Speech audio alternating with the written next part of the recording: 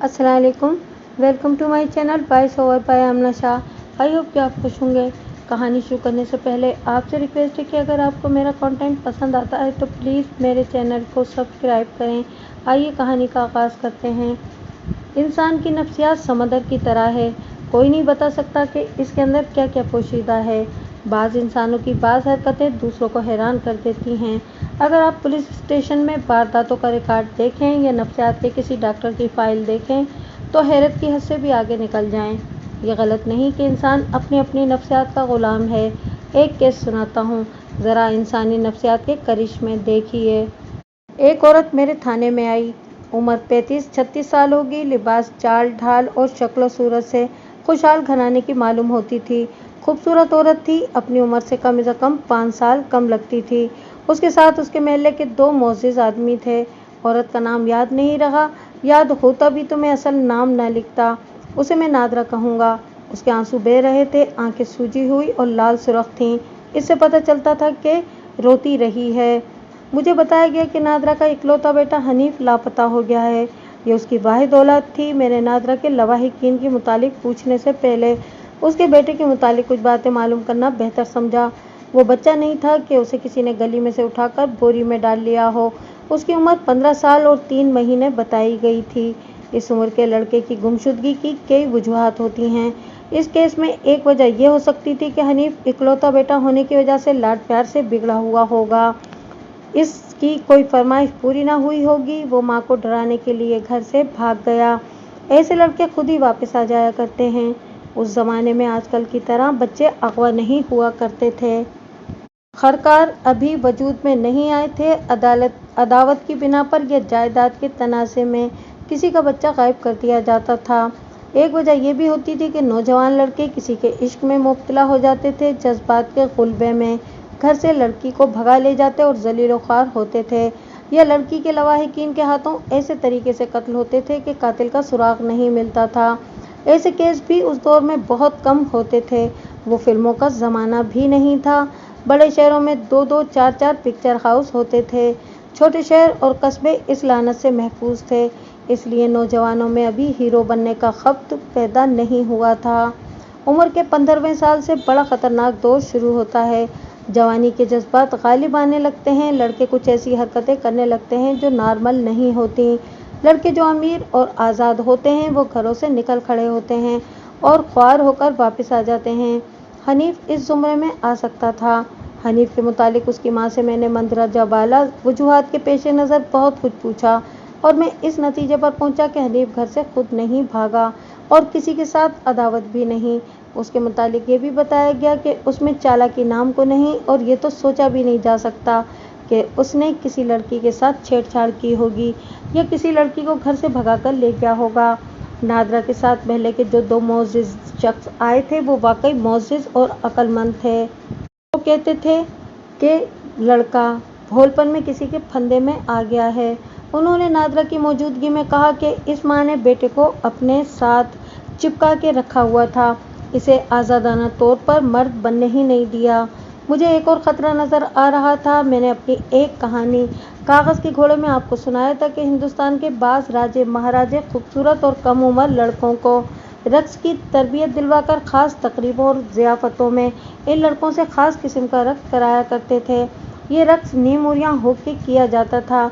जिन लड़कों की उम्र ज़्यादा हो जाती थी उनकी जगह नए लड़के लाए जाते थे। ये लड़के ख़रीदे जाते थे। बाज़ वालिदैन अपने बच्चे अच्छे दामों फ़रोख्त भी कर दिया करते थे, लेकिन ज़्यादातर लड़कों को वर्गला कर या अगवा करके ले जाया जाता था।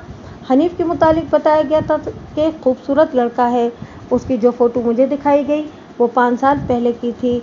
इससे उसकी खूबसूरती का पता चलता था। मैंने इस तरफ भी तवज्जो दी कि नादरा के साथ महल्ले के 2 आदमी आए थे। उसका खामिन, बाप या कोई भाई साथ होना चाहिए था। मुझे नादरा से और भी कई बातें पूछना थीं, इसलिए मैंने दोनों आदमियों को बाहर बैठने को कहा। नादरा मेरे पास अकेली रह गई।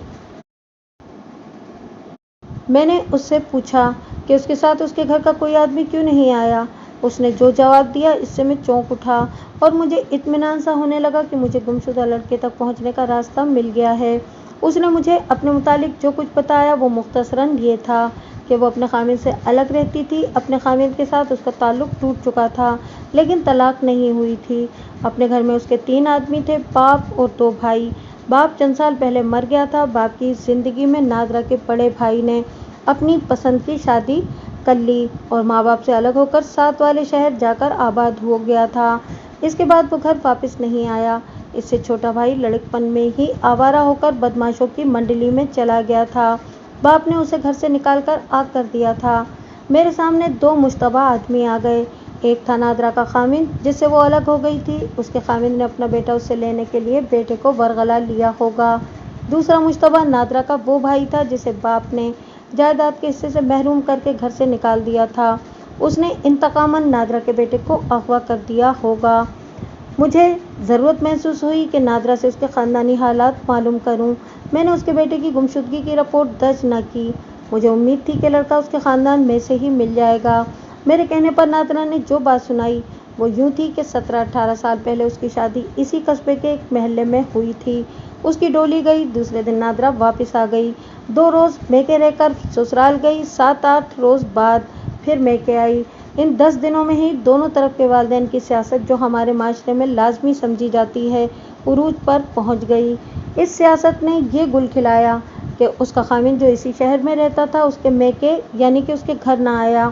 3-4 دنوں بعد اس نے کسی عورت کی زبانی نادرہ کو پیغام بھجوایا کہ وہ اسے لینے نہیں آئے گا، نادرہ خود آ جائے۔ یہ پیغام نادرہ کی ماں نے سن لیا۔ ماں نے جواب بھیجا کہ جب تک لڑکا نہیں آئے گا نادرہ نہیں جائے گی۔ نادرہ کا خیال تھا کہ اس کی ساس بہت بری عورت ہے، اس نے بیٹے کو اپنے قبضے میں لے رکھا ہے اور وہ اسے نہیں آنے دے رہی۔ نادرہ کا سسر خاموش طبیعت والا اور اتنا بھلا مانس تھا کہ بیوی کی کوئی بھی بات اور کوئی بھی فیصلہ رد کرنے کی جرأت نہیں کر سکتا تھا۔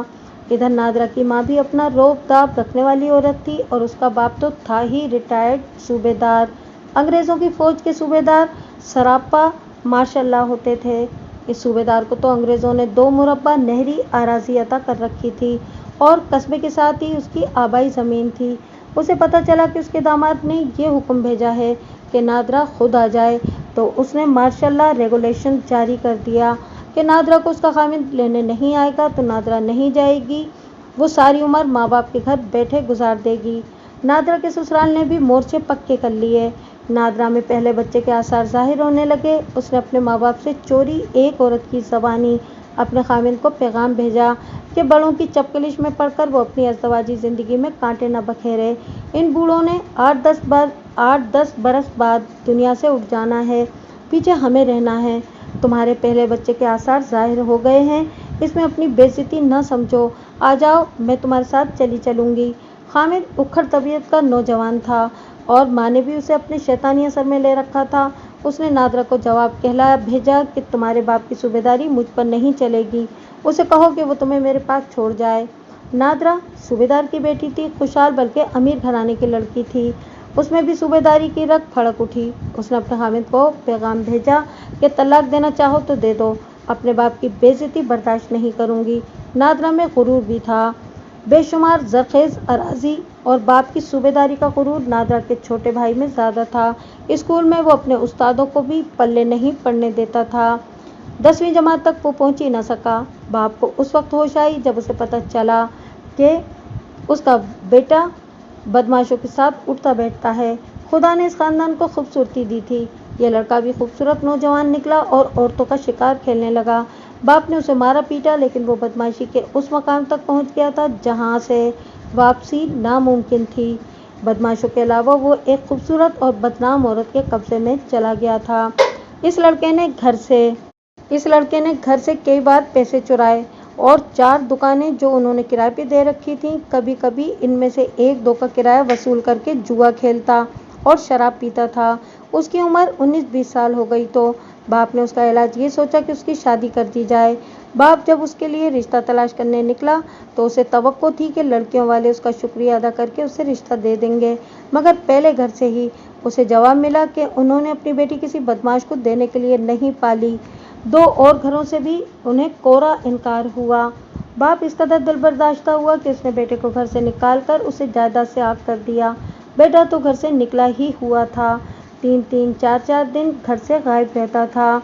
इससे बड़े बेटे ने नादरा की शादी से पहले अपनी ज़ात से कम दर्जे की ज़ात की एक लड़की के साथ शादी कर ली थी। बाप ने उसे अपनी बीवी के साथ घर में दाखिल होने से सख्ती से मना कर दिया था।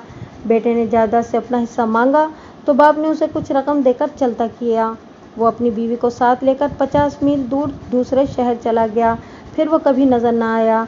नादरा की माँ अपने 2 बेटों के गम में घुलने लगी और कुछ अरसा बीमार रहकर मर गई। नादरा को ससुराल ले जाने के लिए कोई न आया और वो खुद भी ना गई। बाप ने उसके सर पर हाथ रख लिया। नादरा ने इस बेटे को जन्म दिया जो अब 15 साल की उम्र में लापता हो गया था। नादरा ने माँ के मरने के बाद अपनी ज़िंदगी अपने बाप की खिदमत और बच्चे की परवरिश के लिए वक्फ कर दी। इससे वो सुकून महसूस करने लगी। उसने इस हकीकत को कबूल कर लिया था कि उसे अब बाकी उम्र इसी घर में गुजारनी है। वक्त गुजरता चला गया। नादरा के बाप ने उसे सिर्फ एक बार कहा कि बेटी, अगर तुम दूसरी शादी करना चाहती हो तो मैं तुम्हारे खामिद को मजबूर कर दूंगा कि तुम्हें तलाक दे दे। नादरा ने बड़े पुख्ता लहजे में जवाब दिया कि वो खुद तलाक दे देता है तो मैं कबूल कर लूँगी, तलाक मांगूंगी नहीं। नादरा ने मुझे बताया कि इब्तिदा में वो तलाक लेना चाहती थी, लेकिन उसे अपने खामिद का ये पैगाम मिला कि तुमने पहली ही रात को कहा था कि सारी उम्र तुम्हारी मोहब्बत को सीने में जिंदा रखूंगी और मैंने तुम्हें कहा था कि तुम पहली औरत हो जिसे मेरे दिल और मेरी रूह ने कबूल किया है। ज़मीन और आसमान ऊपर नीचे हो जाएं, मैं तुमसे जुदा नहीं हो सकता और तुम्हारी मर्जी है, आती हो तो आ जाओ, मैं आऊँगी तो उम्र अकेले, नहीं आओगी तो उम्र अकेले गुजार दूंगा। मेरे घर में कोई दूसरी औरत नहीं आएगी और मैं तुम्हें लेने नहीं आऊँगा। नादरा ने इस पैगाम का जवाब दिया कि लेने आओगे तो उसी वक्त साथ चल पड़ूंगी, खुद नहीं आऊँगी। मेरा जिस्म और मेरी रूह तुम्हारे लिए है, नहीं आओगे तो सारी उम्र अकेले गुजार दूंगी। इसके बाद बच्चा पैदा हुआ। फिर बच्चा बड़ा होने लगा। बिरादरी के बुजुर्गों ने सूबेदार से कहा कि वो अपनी बेटी की ज़िंदगी ख़राब न करे। उधर नादरा के ससुराल से भी कहा गया कि अपने बच्चों की ज़िंदगी को यूं जहन्नम ना बनाएं। लेकिन दोनों तरफ के मोर्चे इतने मजबूत थे कि फायरबंदी पर आमादा नहीं होते थे। नादरा ने दिल अपने बच्चे से लगा लिया। अपने खामिद के मुतालिक उसे इतना ही मालूम था कि माँ बाप के अलावा दूसरे बुजुर्गों के कहने के बावजूद शादी से इनकार कर चुका है। नादरा को यह भी पता चला कि उसने अपने माँ बाप को धमकी दी है कि उन्होंने उसकी शादी की फिर कभी बात की तो वह घर से चला जाएगा। मैंने इस कहानी की इब्तिदा इंसानी नफ्सियात से की है। नादरा और उसके खामिद की नफ्सियात मुलाहिजा फरमाएं। एक दूसरे की खातिर दूसरी शादी नहीं कर रहे, लेकिन दोनों का उखड़पन कायम है। वो उसे लेने नहीं आ रहा और ये खुद जा नहीं रही। ये तो है 4 दीवारी की दुनिया की कहानी। सुराग रसानी की कहानी यह है कि मैंने उससे पूछा कि बच्चा बड़ा हो गया, बाहर जाकर खेलने लगा, फिर स्कूल जाने लगा, क्या इस दौरान कभी ऐसा हुआ है कि बाप ने बेटे को बरगलाया हो और उसे अपने घर ले जाने की कोशिश की हो? नहीं, नादरा ने जवाब दिया। बच्चा जब अच्छा बुरा समझने के काबिल हो गया तो मैंने उसे बाप के मुतालिक बता दिया था और उसे सारी बात सुना दी थी। मैंने उसे ये भी कहा था कि बाप अगर बाहर तुम्हारे साथ बात करे तो तमीज़ से बात करना, लेकिन उसके साथ उसके घर नहीं जाना। मेरे दिल में गुस्सा तो बहुत था, लेकिन मैंने अपने बेटे के दिल में उसके बाप के खिलाफ नफरत पैदा नहीं की। बेटे का रवैया और रद्द अमल क्या था? मेरी बात सुनकर कहने लगा कि मुझे लड़कों ने बताया था कि वो शख्स तुम्हारा बाप है। नादरा ने जवाब दिया। मेरे बेटे ने कहा कि अम्मी जान, मुझे पहले ही मालूम है कि वो मेरा बाप है और जो बात आपने सुनाई है वो मुझे थोड़ी थोड़ी लड़कों से मालूम हो गई थी। मैं आपसे पूछते हुए डरता था। मुझे ये आदमी अच्छा नहीं लगता। अगर वो अच्छा है तो आपको और मुझे अपने घर क्यों नहीं ले जाता? मैंने बेटे से कहा कि ऐसा ना कहो, क्योंकि वो तुम्हें अच्छा नहीं लगता, लेकिन उसके साथ तुम्हारा कोई ताल्लुक़ नहीं होना चाहिए। मुझे नादरा की अज़दवाजी ज़िंदगी के साथ कोई दिलचस्पी नहीं थी। मैं सिर्फ ये मालूम करने की कोशिश कर रहा था कि लड़के की गुमशुदगी में बाप का हाथ तो नहीं। अगर ऐसा है तो मेरा रिपोर्ट लिखे बगैर नादरा के खामिद से लड़का ले लूँ और इन्हें कहूँ कि पुलिस और कचहरी के चक्कर से बचें। लेकिन नादरा ने मेरे एक सवाल के जवाब में पूरी कहानी सुना डाली। इस कहानी का एक हिस्सा बड़ा ही जज्बाती है, वो मैं सुराग रसानी से हटकर आपको ज़रूर सुनाऊंगा। बाप ने अपने बेटे के साथ कभी बात नहीं की थी। नादरा ने कहा, एक रोज़ मेरे बेटे ने घर आकर मुझे सुनाया कि उसने एक लड़के को मारा पीटा तो एक और लड़का मेरे बेटे पे टूट पड़ा। दोनों लड़कों ने मेरे बेटे को मारना पीटना शुरू कर दिया। लड़के के बाप ने देख लिया, वो दौड़ा आया और उसने दोनों लड़कों की पिटाई कर दी। उन दोनों के बाप और भाई वगैरह आ गए। لیکن لڑائی جھگڑا ہوتے ہوتے رہ گیا۔ کسی نے میرے خاوند کو تنزیہ یہ کہا کہ تمہارا اس لڑکے کے ساتھ کیا تعلق ہے؟ میرے خاوند نے گرج کر کہا کہ کسی نے اس لڑکے میرے بیٹے کو اگر میلی آنکھ سے بھی دیکھا تو آنکھیں نکال دوں گا۔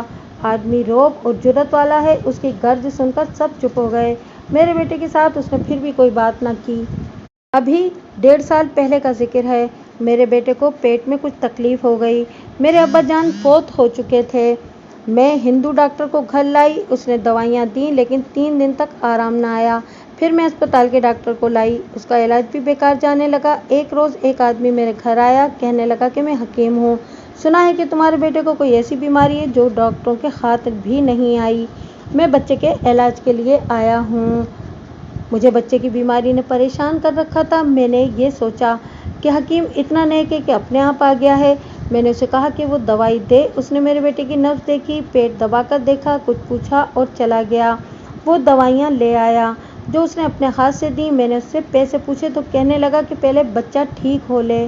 بچے کو دوسرے دن افاقہ ہو گیا۔ حکیم آیا اور دوائی دے کر چلا گیا۔ تیسرے دن میرا بیٹا بالکل ٹھیک ٹھاک ہو گیا۔ شام کو حکیم آیا تو اس نے کہا کہ اب دوائی کی ضرورت نہیں۔ اس نے پرہیزی غذا بتا کر کہا کہ 2 روز یہ کھلاؤ، پھر جو جی میں آئے کھاتا رہے۔ میں نے حکیم سے کہا کہ وہ پیسے بتائے۔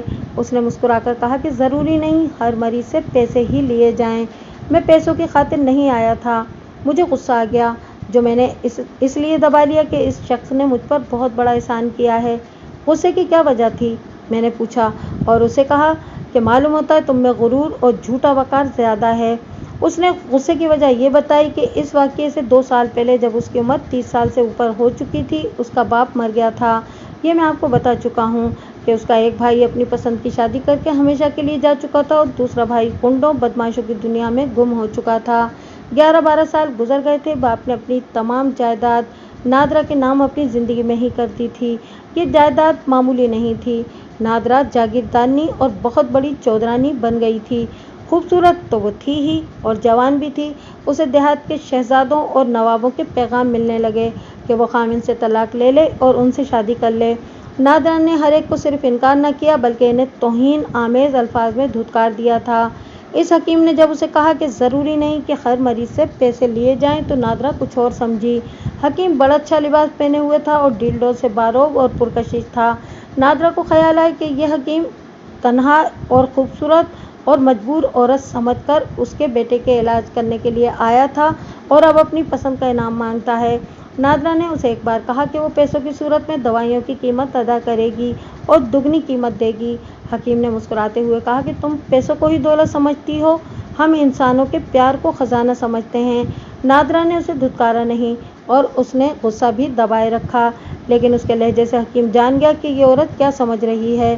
نادرا نے اسے کہا میں بڑے بڑے نامی گرامی جاگیرداروں کو ٹھکرا چکی ہوں جو 10-20 گاؤں کے مالک ہیں۔ آپ مجھ سے پیسے لیں، میری عزت اتنی سستی نہیں اور آپ اپنی عزت کا بھی خیال رکھیں۔ نادرا نے مجھے بتایا کہ حکیم کی مسکراہٹ غائب ہو گئی اور اس نے کہا چودرانی ہوش میں آ، اس زمین پر اور اپنے حسن و جوانی پر اتنا مان نہ کر۔ زمین اللہ کی ہے اور حسن جوانی قبر کے کیڑوں کی خوراک ہے۔ میں نے تجھ سے کچھ بھی نہیں مانگا، مجھے پیسے مل گئے ہیں۔ میں فرشتہ نہیں کہ تیرے بیٹے کا علاج کرنے ویسے ہی چلا آیا تھا۔ تیرا خاوند میرے پاس آیا تھا، انہوں نے کہا تھا کہ میری بیوی کے پاس جاؤ، اس کا بیٹا بیمار ہے اور ڈاکٹروں کی دوائیاں فیل ہو گئی ہیں۔ میں نے اس سے پوچھا کہ وہ خود کیوں نہیں اپنی بیوی کے پاس جاتا۔ اس نے مجھے وجہ بتا دی۔ میں اس شخص پر حیران ہوں کہ 11-12 برسوں کی علیحدگی کے باوجود اس کے دل میں اپنی بیوی اور اپنے بچے کی اتنی محبت ہے۔ حکیم جانے کے لیے اٹھا اور بولا غرور نہ کر چودرانی، خاوند کے بغیر عورت کی کوئی ذات نہیں۔ دیکھ ذرا تیری حالت کیا ہو گئی ہے۔ کوئی غیر مرد تیری ہمدردی کی بات کرتا ہے تو تیرے دماغ میں یہ وہم آ جاتا ہے کہ یہ تم پر مر مٹا ہے اور تیری چاہت رکھتا ہے۔ ایک نہ ایک دن خدا تجھے جھٹکا دے گا کہ تو دوڑی دوڑی اپنے خاوند کے پاس جائے گی اور اسے کہے گی کہ میری ساری جائیداد لے لو اور مجھے اپنی پناہ میں لے لو۔ نادرا نے یہ بات مجھے سناتے ہوئے کہا کہ حکیم چلا گیا تو میں رونے بیٹھ گئی، بہت روئی اور ایک ہی بات میرے دل میں آتی تھی کہ اپنے خاوند کو پیغام بھیجوں کہ میرے گھر میں آ جاؤ اور ہم یہیں رہیں گے، مگر وہ اکھڑ آدمی ہے، مجھے معلوم تھا کہ نہیں آئے گا۔ میرے دماغ میں غرور کا کیڑا ہلنے جلنے لگا۔ میں نے اپنے آپ سے کہا کہ جہاں 12 سال بیت گئے ہیں وہاں باقی عمر بھی گزر جائے گی، میں اپنے باپ کی قبر کی بے عزتی نہیں ہونے دوں گی۔ اپنے جھوٹے وقار اور اپنے باپ کی قبر کی مٹی کو بے عزتی سے بچانے کے لیے نادرہ اتنے بڑے امتحان سے گزر رہی تھی۔ میں نے نادرہ سے یہ پوچھا تھا کہ اس کے خامند نے کبھی اس کے بیٹے کو ورغلانے یا اپنے گھر لے جانے کی کوشش کی تھی؟ نادرہ نے جواب میں اتنی لمبی کہانی سنا دی۔ اس سے میں نے یہ رائے قائم کی کہ باپ کے دل میں اپنے بیٹے کی بہت زیادہ محبت تھی۔ آپ کو جو 2 واقعات سنائے ہیں ان سے اس محبت کا ثبوت ملتا ہے۔ نادرہ نے یہ بھی بتایا کہ اسے پتہ چلا ہے کہ اس کا بیٹا باہر میدان میں کھیل رہا ہوتا ہے تو باپ دور کھڑا اسے دیکھتا رہتا تھا۔ اس شخص کو میں کسی حد تک مشتبہ سمجھنے لگا۔ دوسرا مشتبہ نادرہ کا بدمعاش بھائی تھا۔ میں نے محرر کو بلا کر پوچھا کہ اس نام کا کوئی بدمعاش تھانے کے ریکارڈ پر ہے؟ اس نے ریکارڈ دیکھے بغیر بتایا کہ اس کا نام نعمت علی ہے اور علیا کے نام سے تھانے کے ریکارڈ پر ہے۔ سزا یافتہ نہیں، جوئے باز ہے، لڑائی مار کٹائی میں ماہر ہے، چوری کی 2 اور ڈکیتی کی وارداتوں میں مشتبہ بٹھایا گیا تھا لیکن اس کے خلاف کچھ نہیں ملا۔ یہ اس وقت کی 2 وارداتیں تھیں جب میں اس تھانے میں نہیں آیا تھا۔ محرر نے بتایا کہ اس قصبے میں یا تھانے کے علاقے میں کچھ دنوں کے لیے آتا ہے، زیادہ تر 7 والے تھانے کے علاقے میں رہتا ہے۔ اس علاقے کے 2 ڈکیت مشہور تھے۔ میں نے ASI سے کہا کہ وہ علیا بدمعاش کو ڈھونڈ کر تھانے میں لے آئے اور دوسرے تھانے کے علاقے سے لانا پڑے اس کو چاہے۔ یہ بات نادرہ کے باپ نے جب اپنی تمام جائیداد تمہارے نام کر دی تھی تو اس بھائی نے دوسرے بھائی نے تمہیں کہا تھا کہ جائیداد کا حصہ دو؟ وہ تو اپنی باپ کی وفات پر بھی نہیں آیا تھا، اس نے جواب دیا۔ مجھے توقع تھی کہ میرے بھائی آئیں گے اور میرے سر پر ہاتھ رکھ دیں گے اور میں انہیں جائیداد میں سے کچھ نہ کچھ حصہ ضرور دوں گی۔ تمہارا بھائی نعمت علی تمہیں کبھی نظر نہیں آیا؟ ان 12-13 برسوں میں 3-4 دفعہ دیکھا تھا، اس نے جواب دیا۔ ہر بار مجھے دیکھ کر وہ میرے پاس آ گیا اور بڑی سنجیدگی سے گھر کا حال احوال پوچھا اور چلا گیا۔ 2 مرتبہ میرا بیٹا بھی میرے ساتھ تھا۔ آخری مرتبہ وہ ابو کی وفات کے 6-7 ماہ بعد ملا۔ اس نے میرے بیٹے کے سر پر ہاتھ پھیرا، میں اسے دیکھ کر رو پڑی کیونکہ ابو فوت ہو چکے تھے۔ اس نے کہا، اللہ مالک ہے نادرہ، اتنا غم نہ کر، بیٹے کا خیال رکھا کر۔ میں اسے کہنا چاہتی تھی کہ نعمت، بدمعاشی سے توبہ کرو اور گھر آ جاؤ۔ میں اکیلی رہ گئی ہوں لیکن میرا دل اتنا بھر آیا تھا کہ زبان سے ایک لفظ نہ نکلا۔ اس کے باوجود کہ نادرہ نے اپنے اس بھائی کے خلاف کوئی بات نہیں کی تھی، میں اسے مشتبہ سمجھتا تھا۔ نادرہ نے جب یہ کہا کہ اس نے اپنے بھائی سے کہا تھا کہ گھر آ جاؤ، میں اکیلی ہوں، تو مجھے خیال آیا کہ اس عورت کی 2 مربع اراضی نہری علاقے میں ہے اور کچھ قصبے کے ساتھ ہے اور دکانیں بھی کرائے پر چڑھی ہوئی ہیں۔ یہ اکیلی عورت سارے انتظامات کس طرح سنبھالتی ہے؟ میں نے اس سے پوچھا۔ پوچھنے کی وجہ یہ تھی کہ اس کے مزارع ہوں گے اور اس نے کچھ زمین بٹائی پر دے دی ہوگی۔ ہو سکتا ہے کہ اس نے کسی مزارع کو بے دخل کر دیا ہو یا کسی سے بٹائی کی زمین واپس لے لی ہو۔ ایسے موقعوں پر بعض مزارع یا بٹائی پر کاشتکاری کرنے والے مرنے مارنے پر اتر آتے ہیں۔ انتقام کا ایک طریقہ یہ بھی ہو سکتا تھا کہ کسی نے اس کے اکلوتے بیٹے کو اغوا کر لیا ہو یا کسی کو اس نے کرائے کی دکان سے زبردستی بے دخل کیا ہو تو اس نے اس کے بچے کو غائب کر دیا ہو۔ میرے دور پار کے رشتہ داروں میں ایک آدمی ہے جو زمینوں کی دیکھ بھال کرتا ہے، نادرہ نے جواب دیا۔ نہری علاقے میں اس کی بھی زمین ہے۔ میری زمین کے سارے کام اس نے اپنے ذمے لے رکھے ہیں۔ کیا تم نے یا اس نے کسی مزارع کو بے دخل کیا ہے؟ میں نے نادرہ سے پوچھا۔ یا زمین کے متعلق پانی لگانے پر کبھی کسی کے ساتھ جھگڑا ہوا ہے؟ اس نے شاید کیا ہو، نادرہ نے جواب دیا۔ میں نے اس کے کاموں میں کبھی دخل نہیں دیا۔ یہ ایک اور آدمی تھا جو میرے سامنے آ گیا۔ میں ہر اس شخص کو پولیس کی نظروں سے دیکھ رہا تھا جس نے نادرہ سے اس شخص کے متعلق بہت کچھ پوچھا ہو۔ میں نے نادرہ سے اس شخص کے متعلق پوچھا۔ اس نے اس کا نام لطیف بتایا۔ نادرہ سے 4-5 سال بڑا تھا، خوشحال زمیندار اور روب داب والا تھا۔ وہ واحد آدمی تھا جو نادرہ کے گھر آتا جاتا تھا۔ اسے نادرہ کی زمین کی دیکھ بھال اور فصل وغیرہ کے کاموں کی اجرت کی کوئی ضرورت نہیں تھی، وہ ہمدردی کی خاطر یہ کام کرتا تھا۔ مجھے خیال آیا کہ اتنی دور پار کے رشتہ دار کو اس عورت کے ساتھ کیوں ہمدردی ہوتی؟ میں نے اور زیادہ کریدا تو پتہ چلا کہ وہ خاصا خوبرو آدمی ہے اور ہنسمکھ ہے۔ اس کی بیوی ہے اور 3 بچے ہیں۔ میں نے یہ بھی معلوم کر لیا کہ اس کی بیوی واجبی سی شکل کی عورت ہے جو غصے کی تیز ہے۔ اسے ہنسنا کھیلنا یا پیار سے بات کرنے کا ڈھنگ آتا ہی نہیں۔ میرے ذہن میں کئی سوال آئے۔ एक शक ये पैदा हुआ कि ये रकाबत का मामला है। नादरा ने बड़े बड़े जागीरदारों के शादी के पैगाम गुरूर से ठुकरा दिए थे और इस आदमी के साथ इतने गहरे मरासिम पैदा कर रखे थे कि वो इसकी सारी अराजी की देखभाल करता था। नादरा की किसी उम्मीदवार ने उसे अपना बनाने के लिए उसके बेटे को अगवा करा दिया होगा। मैंने नादरा को अपने दफ्तर में बैठा रहने दिया और बाहर जाकर उन 2 आदमियों को बुलाया जो नादरा के साथ आए थे। उनसे लतीफ़ के मुतालिक पूछा।